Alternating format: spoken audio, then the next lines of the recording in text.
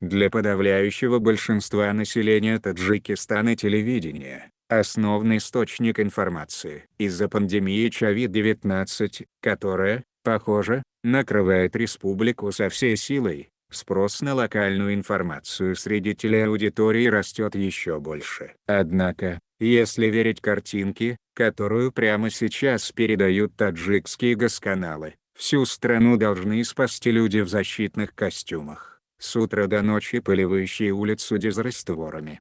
О том, что еще показывают таджикские госканалы во время пандемии, в материале нового репортера. После того, как равно неделю назад, 30 апреля, в Таджикистане официально подтвердили наличие COVID-19, у государственных телеканалов не осталось выбора. О коронавирусе пришлось говорить и им. Конечно, признаки его наличия на госканалах были и до прошлой пятницы. Коронавирус в Таджикистане. Число зараженных за день увеличилось на 90 и составило 612.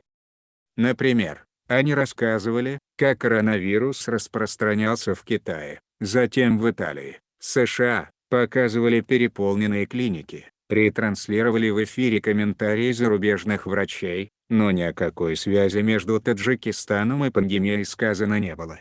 Чуть ближе к часу на каналах появилась социальная реклама о мерах профилактики распространения COVID-19. В эфире Таджикистана красивые молодые девушки в атласных платьях, с ярким макияжем и высокими прическами показывали, что нажимать пальцем на кнопку лифта нельзя, а если согнуть его и дотронуться до кнопки фалангой, то можно. Целоваться при приветствии нельзя, а ходить без маски и перчаток, но здороваться, прикладывая руку к сердцу, находясь на расстоянии, разрешается.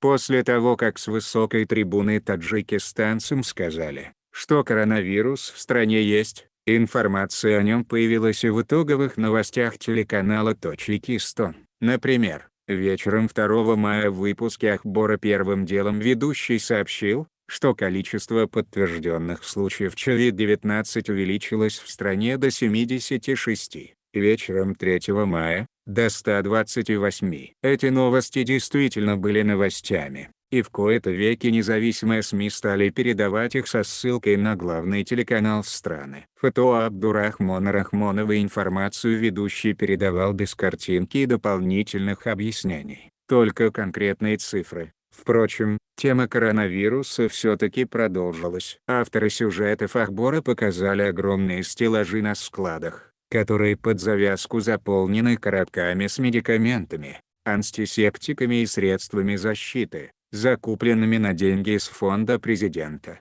До коронавируса в Таджикистане чиновники против журналистов. Потом показали людей в защитных костюмах, которые поливают автодороги в Душанбе или Хороге дезинфицирующими средствами, и представителей правящей Народно-демократической партии, которые толпой ходят по частному сектору в городах республики и раздают жителям брошюры с информацией о профилактике вируса и многоразовой маски.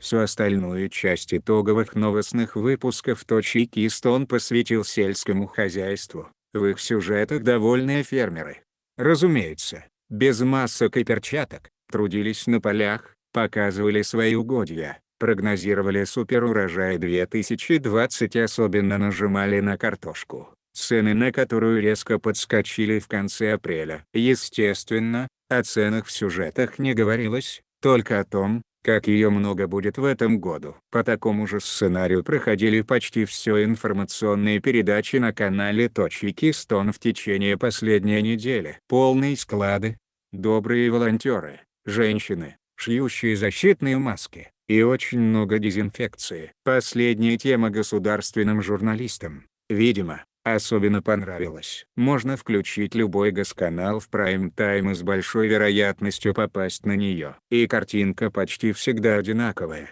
Вот пожарные машины медленно едут по пустым автодорогам городов и поселков и поливают их защитными средствами. Вот по тротуарам в ногу идут люди в защитных костюмах с аппаратами за спиной и опрыскивают все вокруг гипохлоритом кальция или окуривают дымом.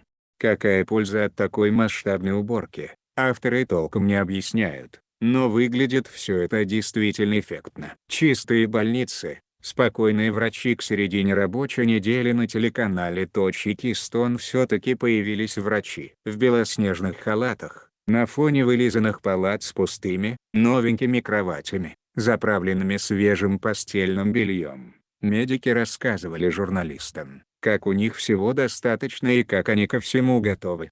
К этому моменту независимые медиа и в текстах, и видео уже передавали информацию, что врачи из больниц бегут. Средств индивидуальной защиты им не хватает, а очки они используют плавательные, какие нашли.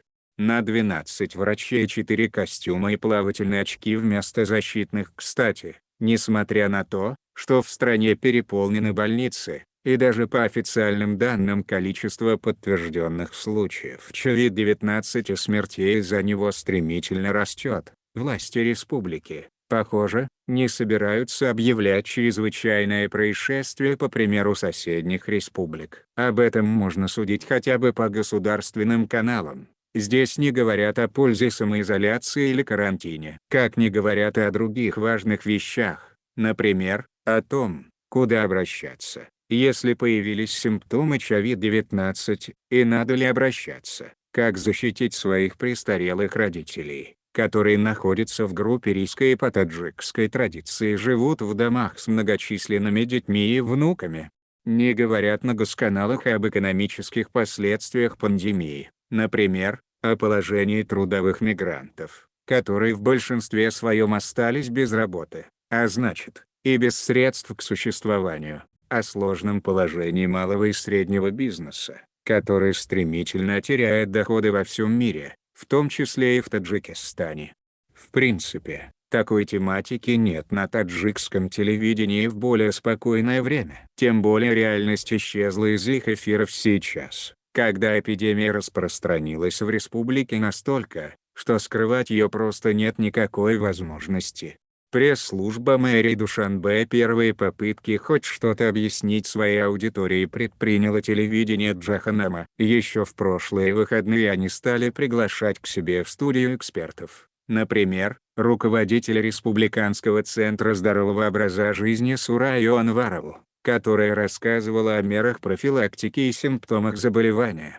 В начале недели в эфире этого канала появилось большое интервью с руководителем Международного института здоровья и обследования США в Нью-Йорке, доктором Арашем Алаи, выходцем из Ирана. Беседу с ним журналисты провели по скайпу. В ней доктор подробно и доступно объяснял, что собой представляет COVID-19, как от него защититься и как проходит пандемия. Интервью длится больше часа. И теперь его по несколько раз в день показывают все государственные телеканалы, в том числе и детский Бахаристон. 30 врачей в режиме 24/7. Горячую линию по вопросам COVID-19 открыли для таджикистанцев пускать в свои эфиры одинаковые передачи и новостные сюжеты для государственных телеканалов Таджикистана. Обычное дело. Так что, кроме интервью с вирусологом, в эфире всех госканалов шли одинаковые новостные сюжеты. И, кстати, президента Таджикистана Эмомали Рахмона, который обычно занимает 95% всех выпусков на государственных каналах, на этой неделе почти нигде не было. Герои сюжетов по-прежнему начинали свои речи с благодарности президенту, но самого главу государства показали только во время совещания, которое прошло сразу после признания наличия коронавируса, и сообщили о Рахмоне после его переговоров с президентами Узбекистана и Азербайджана. Таджикские оппозиционеры, которые живут за рубежом, стали распространять в соцсетях слухи, что президент уехал из республики. Скоро их опроверг его советник Абдуджабур Рахмонзода. Он сказал об этом в интервью государственному информационному агентству Ховар. Накануне Дня Победы, 8 мая, с утра президент Таджикистана выступил на всех государственных телеканалах с обращением, поздравил ветеранов и пообещал, что с коронавирусом республика обязательно справится. Нам удавалось держать ситуацию под контролем в течение 4 месяцев, но в конце апреля были зафиксированы первые случаи заражения наших граждан, и на сегодняшний день сотни жителей нашей страны им заражены. сказал президент. Между информационными сюжетами все государственное телевидение страны оставалось верным себе. Сафин и Таджикистан целыми днями крутили концерты. В их эфирах на фоне горных пейзажей молодежь читала стихи таджикско-персидских классиков. На Джаханаму шли юморески, розыгрыши при скрытых камерах и даже куски картин Чарли Чаплина. Все фильмы, которые попали в эфир таджикских каналов на этой неделе, оказались комедиями. «Операция» и другие приключения Шурика, Одноклассники.ру, Ночличка дачу, Фантомас разбушевался. Наверное, таким образом каналы пытались поддержать растерянное население, которое не без помощи государственных СМИ до последнего свято верило, что пандемия действительно может обойти Таджикистан стороной. Узбекские врачи уже в Таджикистане, чем и как они будут помогать и после того, как в республике признали наличие вируса. Люди впали не в панику, как все опасались, а в глубокое уныние. Это настроение заполнило всю страну, и на первый взгляд могло бы показаться, что оно вызвано обидой граждан на свое государство. Однако каждый вечер в спальных микрорайонах Душанбе эхом разносится знакомая музыкальная заставка Ахбору на канале Таджикистан. Люди продолжают припадать к экранам телевизоров и слушать все, что там говорят. И новостные сюжеты про дезинфекторов, похожих на охотников за привидениями, или склады, битком забитые медикаментами, отвлекает их от реальности получше Фантомаса. Во всяком случае, какая-то часть этой аудитории продолжает вступать в жаркие споры со всеми, кто ставит под сомнение официальную информацию.